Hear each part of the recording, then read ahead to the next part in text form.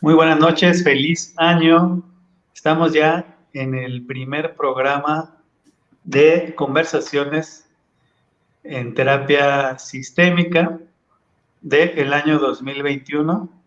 Me acompaña como siempre Mauricio, a quien saludo y le deseo feliz año. ¿Cómo estás, Mauricio? Hola, bien, Emanuel, contento de empezar un nuevo año y de empezar un nuevo libro en estas conversaciones y Sí, también de saber que nos siguen en otros países, que hay personas interesadas en estas videocharlas. Eso es muy estimulante para poder continuar con este proyecto. claro, sí, es un año que pinta con esperanza.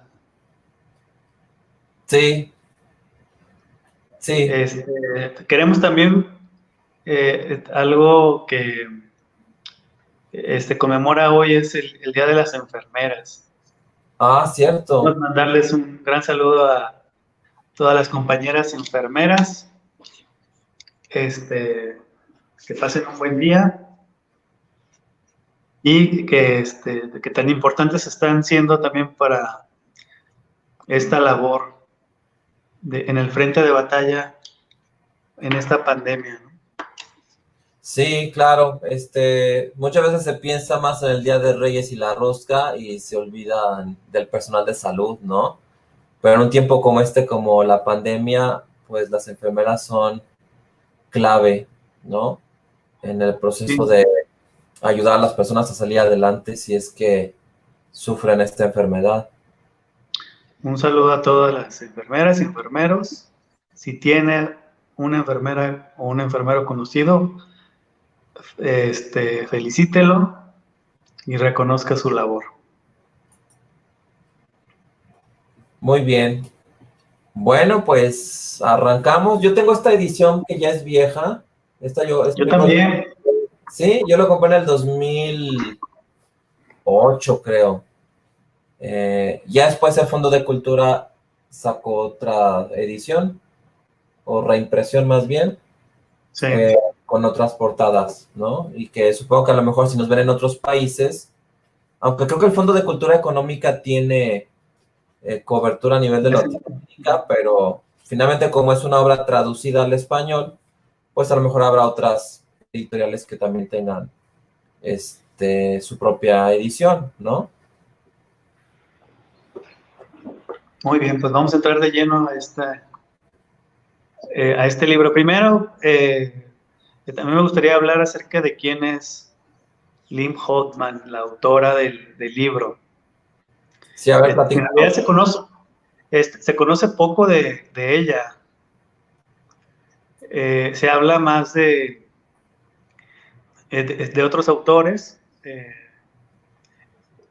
Creo que se habla más de los autores varones.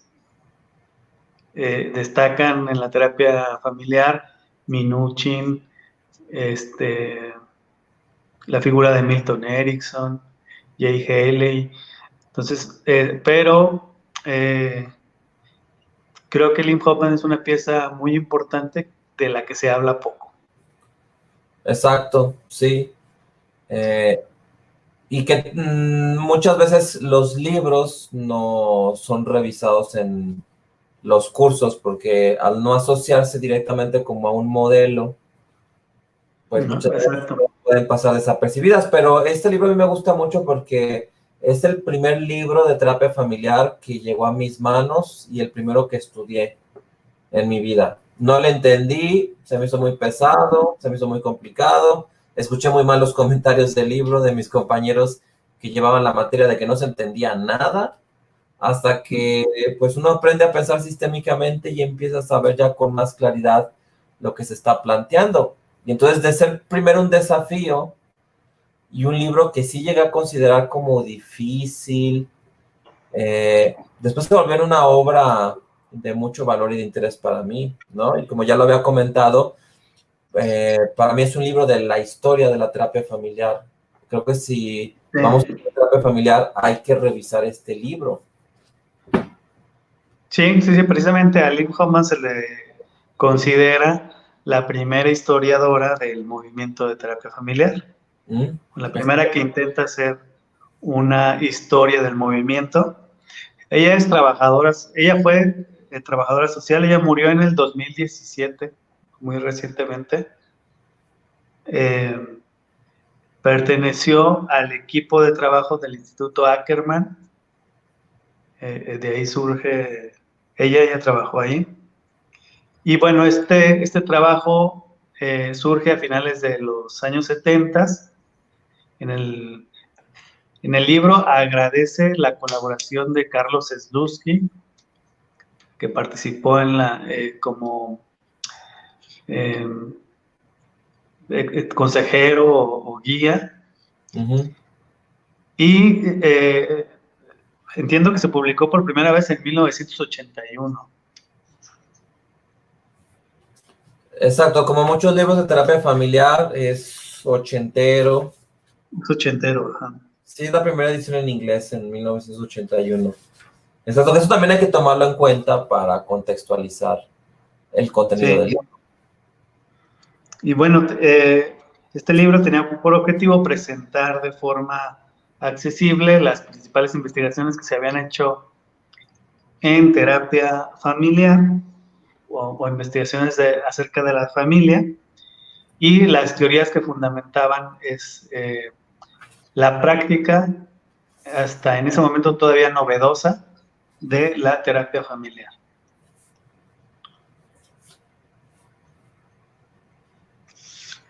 Y bueno, ¿qué características tiene el libro? Ya mencionas alguna. Es un libro que contiene un conocimiento enciclopédico acerca del movimiento. Parece ser que Lynn Hoffman tenía muy buena relación con todos los integrantes del movimiento de terapia familiar. Ella los divide en dos, los cibernéticos, o los que tendían más a pensar en términos de homeostasis, y el grupo de los evolutivos. Entonces, con los dos grupos parece que tienen muy buena relación. Ofrece muchos datos acerca de la terapia familiar y de los personajes principales del movimiento. Es un libro de divulgación porque, como ya lo hemos mencionado, hace accesibles contenidos teóricos complejos, difíciles de entender, los trata de hacer accesibles. Y es un libro también incluyente, porque no solamente vamos a encontrar datos de las estrellas o de las vacas sagradas de la terapia familiar, sino también de otros terapeutas de menor tenor, en los que también están incluidas sus ideas y sus aportes. Y yo creo que una última característica es que se ha escrito con un sentido del humor importante. Las frases que utiliza Hoffman son frases cargadas de humor, hace reflexiones muy ingeniosas, y eso también hace que este libro se disfrute mucho. Sí, de hecho, el sentido del humor fue algo que yo, desde mis primeros acercamientos a la terapia familiar, me permitió asociarlo, ¿no?, con esta manera de intervenir. Aunque luego, ya si nos metemos al tema del humor, pues vemos que todas las escuelas de psicoterapia tienen su humor, ¿no? El psicoanálisis, que parece ser que es muy serio, y el terapeuta como muy inexpresivo. Pues resulta que si te metes a estudiar a Freud y lees testimonios de sus pacientes, su gente que lo conoció, pues será un terapeuta con sentido del humor, ¿no? Pero no sé si eso llegó a fijarse muy fuerte en mi mente, pero yo sí tiendo a creer que los terapeutas familiares tienen como más sentido del humor que otros terapeutas, que tienden a ser un poco más rígidos, o tomársela más en serio, o ser más inflexibles, ¿no? A conducirse como con un aire de solemnidad. Y el terapeuta familiar como que es más relajado, ¿no?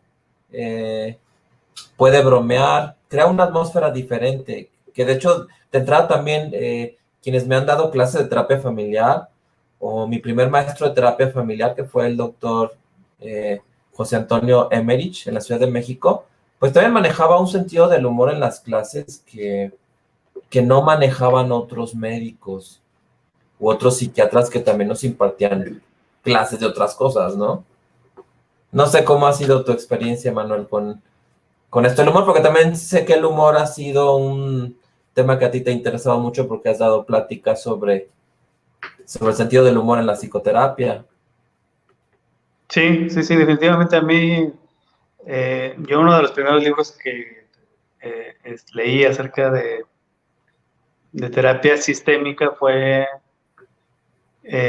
los libros de Milton Erickson y, y los libros, precisamente el libro que revisamos anterior a este, de claves para la solución de terapia breve.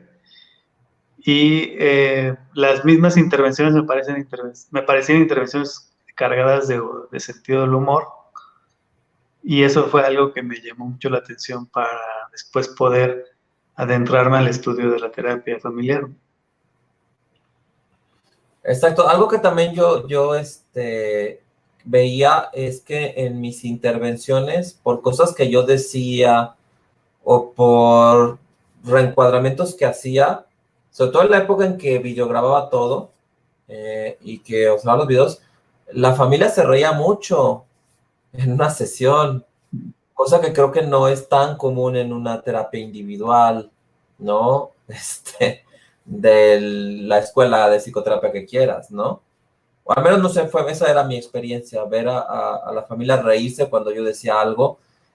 Y estaba bien porque eso también puede ser como una manera como de bajar la ansiedad, la tensión que puede generar una terapia familiar y estar más receptivo a las intervenciones. Sí, yo me acuerdo que cuando estudiaba la carrera de psicología, había una tendencia en algunos maestros que nos enseñaban la psicoterapia de decir que si no hacías llorar al paciente, o si no lloraba el paciente, quiere decir que no habías tocado un punto importante en la sesión, y la sesión no había sido tan buena. Ujú. Exacto. Este, y no, bueno, la verdad es que después de ver las intervenciones en terapia familiar de los maestros que tuve y de las viñetas o los casos que se leen en la literatura, pues sabes que es completamente erróneo. Bueno, en realidad no, la verdad no creo que sea un gran reto para un terapeuta hacer llorar a alguien. De hecho, con técnicas hipnóticas lo puedes hacer, ¿no? Yo a veces he utilizado algunas estrategias para hacer llorar a alguien y poder cambiar el foco en una sesión de terapia familiar. Porque también cuando quieres poner el reflector sobre un miembro, estaría muy bien que sea el miembro que estalló en llanto en la sesión.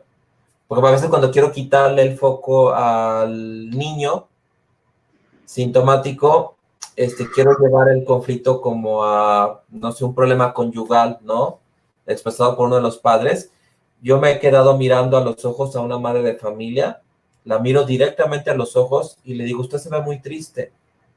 A lo mejor otros no lo notan, pero yo sí veo en su mirada que hay una carga de tristeza muy fuerte. Yo lo puedo ver.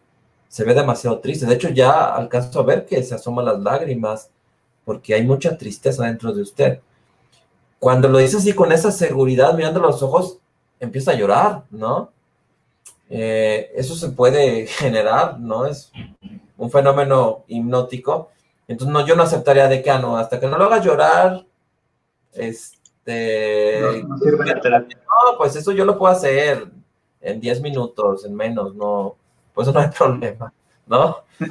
De hecho, yo prefiero que se rían, sobre todo si están riendo de uno de los temas conflictivos, por cómo lo reencuadraste, por cómo lo dijiste, ya se están riendo. Así, oigan, señores, por favor, seriedad en esta sesión, O que parezca que les preocupa el tema, ¿no? Pero ya cuando logras hacer reír a una familia de un tema en concreto, ya lo sacaste de estar inmersos en la problemática y ya puedes tener la seguridad de que tienen una visión un poco distinta, porque ya están un poco más lejos del problema. Sí, sí, sí, que esa es una de las grandes funciones que tiene el sentido del humor, ayudar a que las personas tengamos perspectiva o una nueva perspectiva con respecto a alguna situación o algún evento determinado, ¿no? Exacto. Muy bien, y bueno, yo creo que este libro tiene particular importancia también porque pues nos presenta a las figuras importantes de la terapia familiar, y yo creo que muchos de los terapeutas familiares conocimos el estilo de los grandes maestros, no viendo a los grandes maestros, aunque material videográfico hay mucho, pero no teníamos acceso a él, pero los conocimos a partir de esta obra. Es decir, que tal vez el personaje que tenemos en nuestra mente de Minuchin haciendo intervenciones no es más que el relato o el personaje que construye Lynn Hoffman acerca de Salvador Minuchin y de otros grandes maestros de la terapia, ¿no? Sí, exacto. La manera en cómo los describe, como habla de ellos, sí ha contribuido a la noción o a tener una idea de cómo es cada terapeuta familiar. No es suficiente leer los libros de ese terapeuta familiar, hay que leer a Lynn Hoffman, ¿no? Sí. Sí, es algo muy, muy interesante y que le da mucho valor a este libro.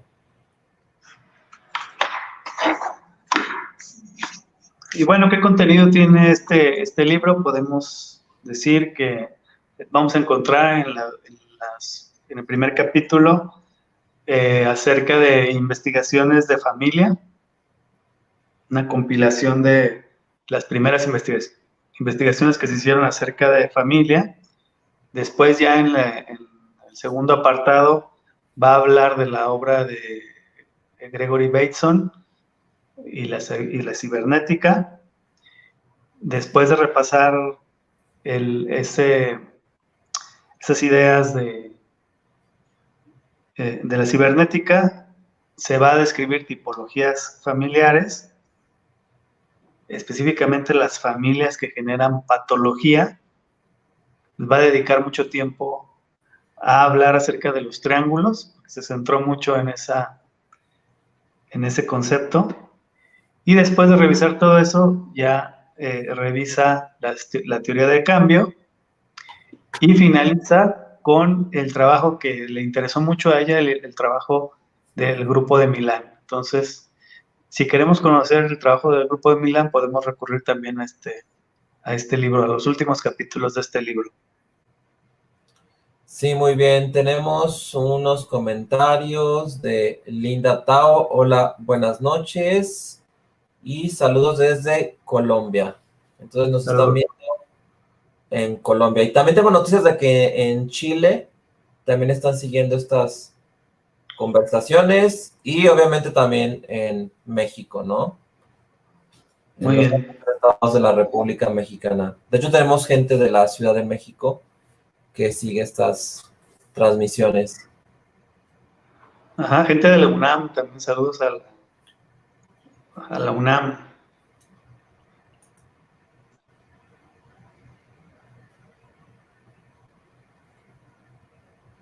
La psicóloga Gabriela García nos dice, el llanto es también un síntoma de trance naturalista, es más difícil hacer reír. Sí, qué interesante, ¿no? Ese es un desafío a lo que te decía este profesor que nos platicabas, ¿no? Sí. Exacto. Bueno, pues yo quisiera comentar algo que me llamó la atención del prefacio que es como Sí. la parte del texto, escrito por Donald Block.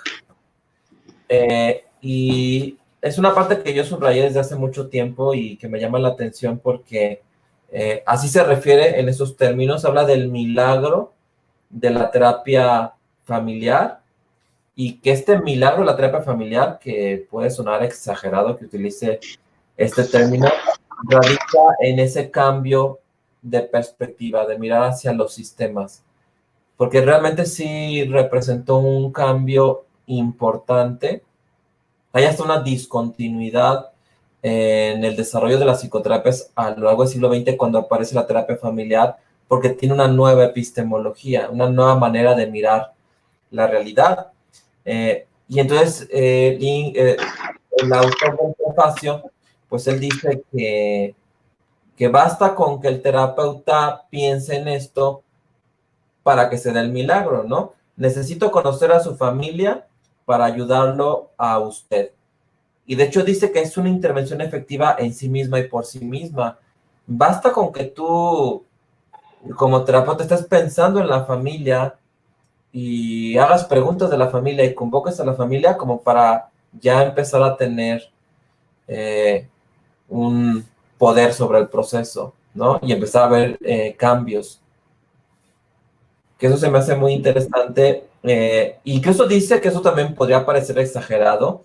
Dice, todos los clínicos debieran ser obligados a explicar por qué han decidido no comenzar su participación, habla de un proceso terapéutico, en un problema por esta vía. Es decir, si tú dices, no, yo no voy a meterme con la familia, yo no voy a preguntar, hacer preguntas de la familia, yo no me meto con eso, tienes que explicar por qué crees que eso es lo mejor.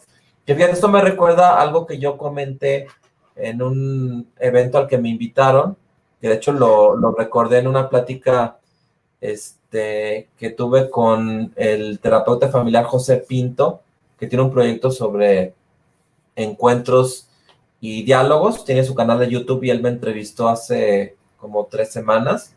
Chequen el video, yo también tengo ese video en mi canal de YouTube. Yo le estaba platicando a él,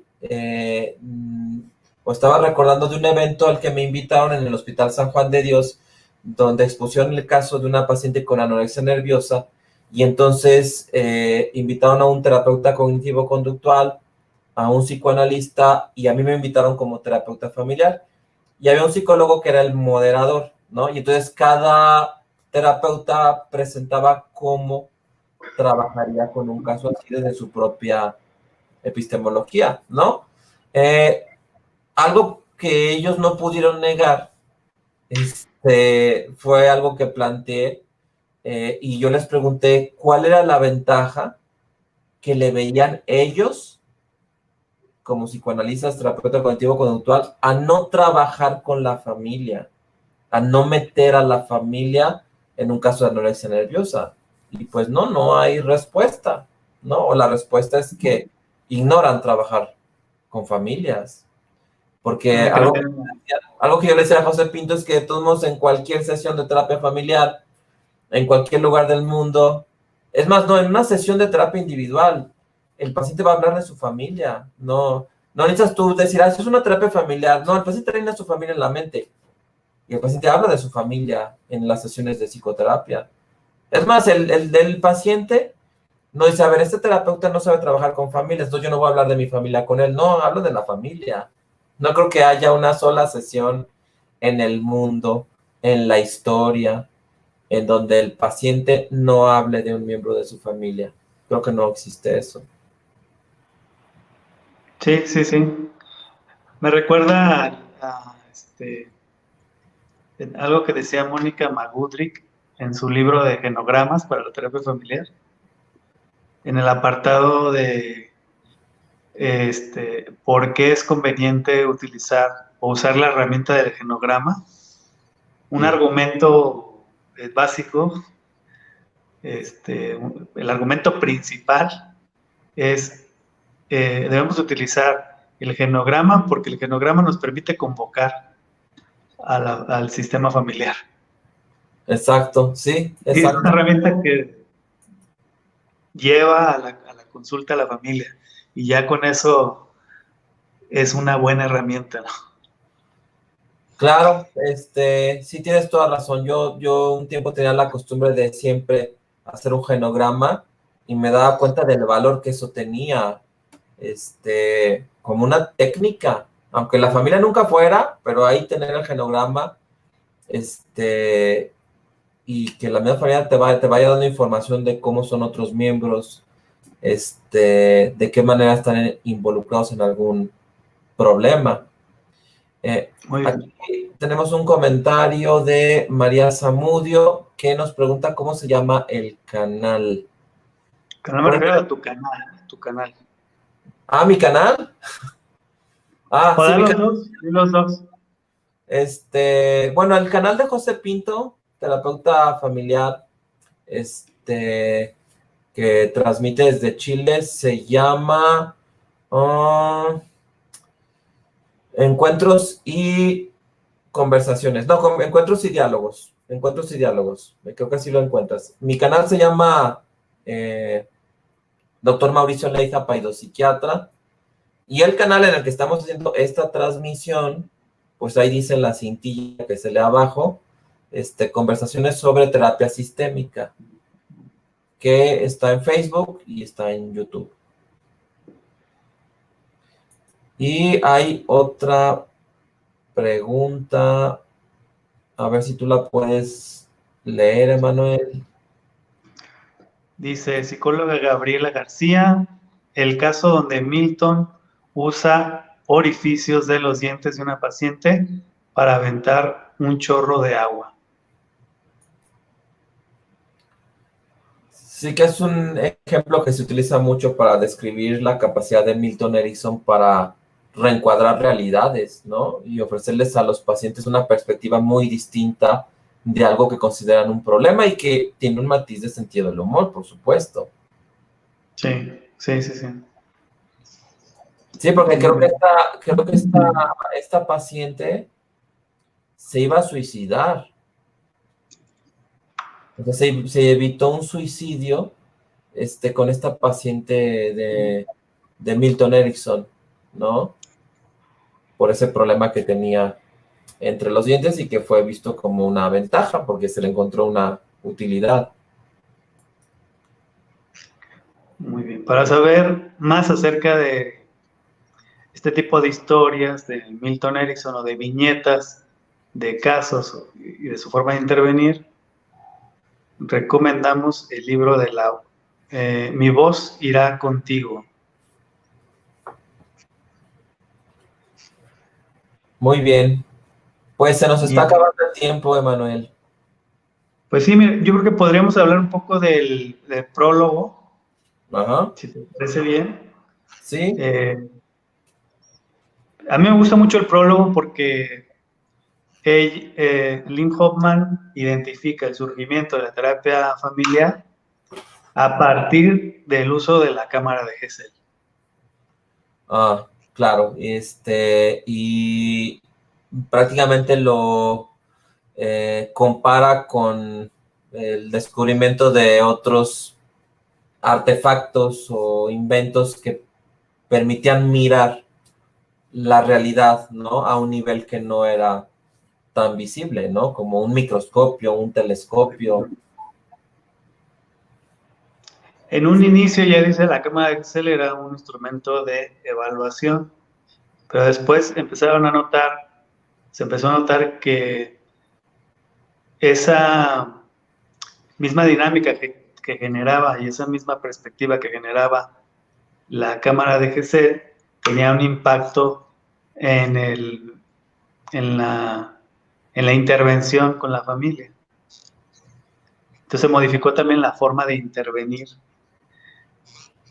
con el sistema familiar, ¿no? Exacto, que de hecho a mí, ya lo hemos platicado desde hace años, que a mí me preocupa estos centros de atención a la salud mental, que en donde el arquitecto tuvo a bien dejar un espacio para una cámara de Gesell y que finalmente se utilizó como oficina, como bodega, como aula, como X o Y, habitación y que realmente no se utilizó para ver familias, ¿no? Y que yo lo comparo como el hecho de que un hospital, pues, utilice su quirófano como una oficina o como una bodega, y ya, que piensa que ningún paciente alguna vez requerirá una cirugía, ¿no? Sí, sí, exacto. Que no es que estemos promoviéndolo, pero sí sería bueno que los terapeutas familiares en las instituciones pudieran recuperar esos espacios. Sí, y de hecho yo lo que propongo es entrar a hacer una investigación, tomar como muestra centros de atención a la salud mental, preguntar, indagar, ir y ver si hay una cámara de GESEL o que alguna vez existió y cómo se está utilizando y por qué se dejó de usar, ¿no?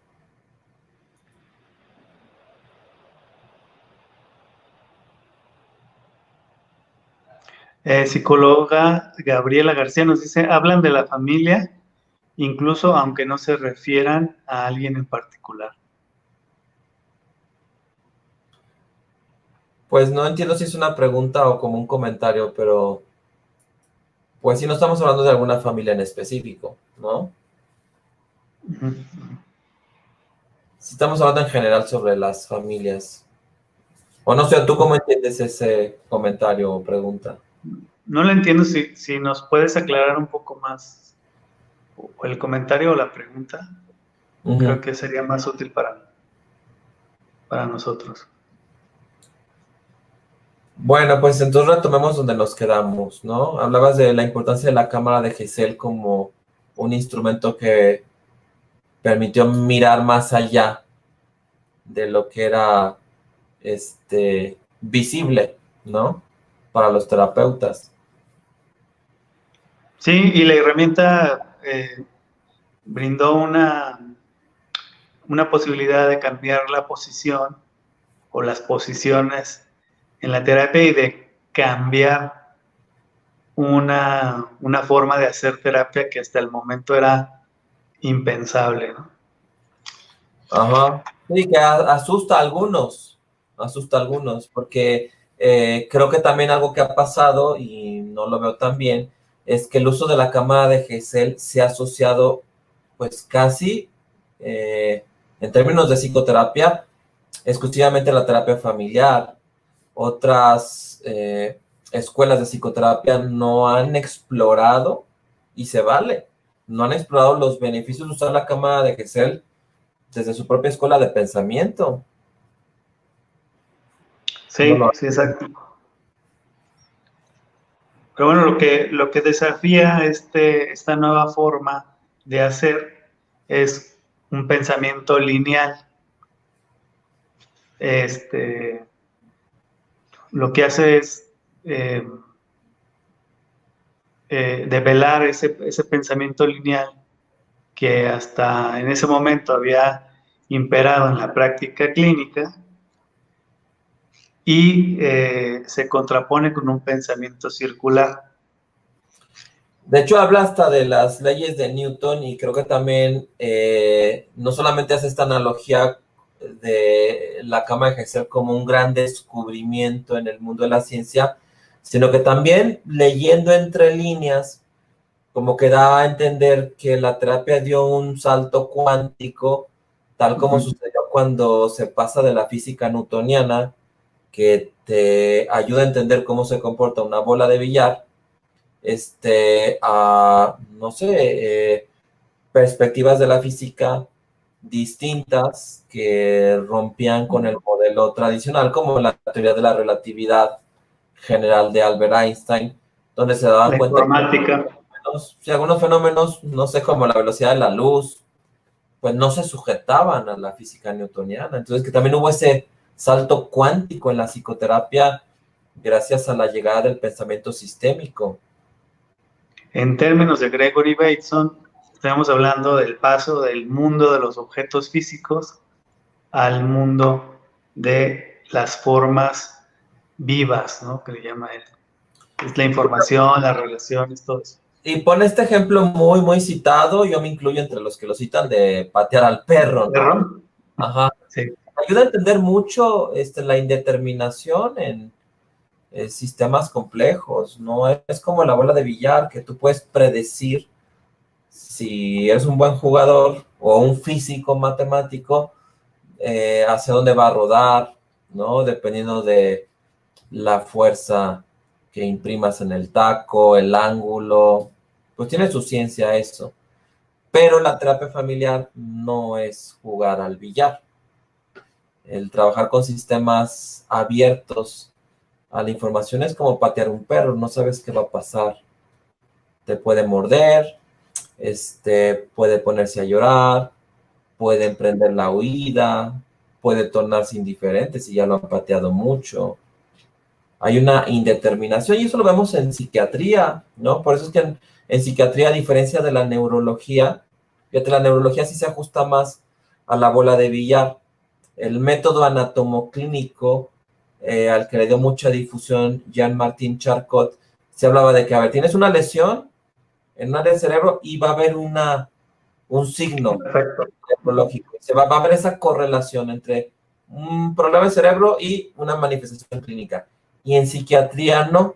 En psiquiatría, una lesión cerebral no forzosamente te va a generar de una manera específica un determinado síntoma. Hay una indeterminación, que eso en la escuela francesa, encabezada por Henry A., le han llamado la hendidura organoclínica o el hiato organoclínico. En psiquiatría no es posible establecer esa correlación entre una lesión y un fenómeno mental. Entonces es muy interesante. Para muchos es la principal diferencia entre la neurología y la psiquiatría. Muy bien. Bueno, por último también hay una... Ah, mira, mi comentario es por lo que decían de hace rato, que los pacientes siempre hablan de la familia. Ah, ok. Hablan Sí, de su familia, sí. sí, sí, ok. Decía que, bueno, yo no lo entendí, pero sí, cuando yo decía que un paciente hablaba siempre de su familia, dice que hablan de la familia incluso aunque no se refieran a alguien en particular. Sí, claro, nuestra familia está en nuestra mente.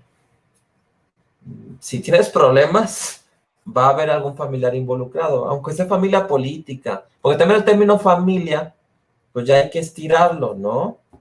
Por ejemplo, una serie de estudiantes que viven en un departamento que son roomies, pues ya podemos también considerar que son una especie de familia, en el sentido de que la familia pues representa el ambiente social inmediato que rodea a un ser humano.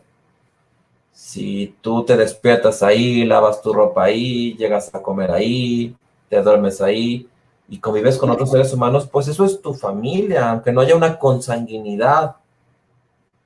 Y creo que la terapia familiar sí te da las herramientas para trabajar con esos sistemas sociales. María Zamudio dice, una pregunta, ¿ustedes me pueden recomendar un lugar donde se dé terapia a personas con discapacidad para un adulto? Y si hay un lugar donde lo podamos dejar. Bueno, creo que ¿Qué contestaste. tipo de discapacidad, no? Sí, yo creo que se habla de discapacidad, a lo mejor intelectual, pero no sabemos de dónde nos escribes, como nos están escribiendo de Colombia, de otros países de Latinoamérica, pues no sabemos dónde estás y que también nos das poca información como para poder hacer alguna recomendación. Sí, lo mejor es que te acerques a los servicios que ofrece tu comunidad y investigues qué opciones tienes. Sí. Bueno, pues estamos sobre el tiempo, Emanuel. ¿Algo más? Muy bien, bueno, nada más una metáfora que también eh, volví a leer, es la metáfora del terapeuta familiar como un meteorólogo. No sé si Ah, recuerdas esa metáfora. no. Que el meteorólogo sabe que para hablar acerca del tiempo, del clima en una determinada zona, necesita también saber lo que pasa en otros lugares, Ujú. en Ah, otros contextos, ¿sí? El ok. terapeuta familiar también, es decir, para saber lo que ocurre con un miembro de la familia, necesita saber lo que está pasando con los demás miembros de la familia o con el sistema en general, ¿no? Sí, bueno, aquí ya se comunicó María Zamudio. Ella nos habla se refiere como buscando una institución de salud mental, supongo, de Guanajuato. Pues fíjate que no conozco de centros en Guanajuato que den terapia familiar. Yo creo que podrías preguntar sobre los servicios de salud mental, si hay eh, la Secretaría de Salud de de tu estado, si podrían hacerte una valoración y a partir de de la valoración, de una buena valoración mental, pues poderte dar opciones. Porque habla de una persona con discapacidad, no sé, a lo mejor intelectual o algún deterioro cognitivo. Entonces supongo que ya ha habido profesionales de la salud involucrados. Entonces a ellos hay que pedirles la recomendación si tú quieres algún otro servicio, ¿no? Porque a veces a mí me preguntan de qué lugar recomiendo para internar a un paciente con un trastorno mental. Digo, el lugar que te recomienda el psiquiatra de ese paciente, ¿no? La persona que mejor puede opinar es quien ha llevado el caso, que conoce las características del paciente y de determinado lugar, ¿no? Muchas veces la familia siente la carga de ellos tener que buscar, pero ya han estado en contacto con profesionales y hay que pedir la recomendación a ellos que conocen el caso. Bueno, pues fíjate que ya nos están despidiendo, Emanuel. Guillermina de Anda, escucharlos. Totalmente de William, acuerdo. saludos desde Ecuador. Pues, ¿qué más? Muy bien, pues creo que podemos cerrar. Estamos apenas calentando motores para profundizar en esta obra. Yo les recomendaría que leyéramos unas 2 veces, que nos vayamos con calma y que revisemos un capítulo, no precisamente en una sola videotransmisión, sino que podamos tener la flexibilidad de, si el capítulo lo requiera, extendernos un poco más. De acuerdo. Muy bien, Emanuel. Bueno, pues nos despedimos. Nos despedimos. No dejen de leer su libro. Feliz año, cuídense mucho y nos vemos el siguiente miércoles. Bye.